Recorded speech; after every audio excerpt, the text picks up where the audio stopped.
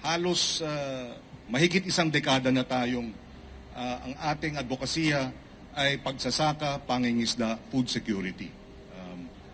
Naniniwala ako na hindi tayo maaring umabot sa developed nation status and magkaroon ng sustainable economic growth bilang isang bansa kung napapag-iwanan ang agrikultura at ang pangingisda.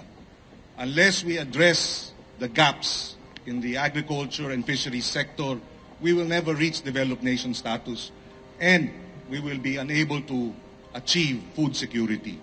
Mataas ang presyo ng pagkain.